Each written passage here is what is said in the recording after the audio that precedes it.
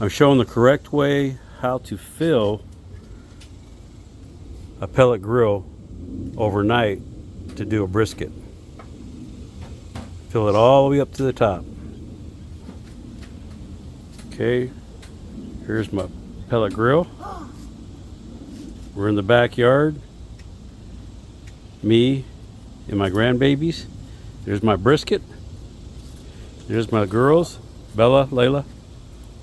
There's Bella, Layla, Layla, wave. They're playing water guns. They're trying to cool off in this hot weather. This is a picture of my backyard. Okay.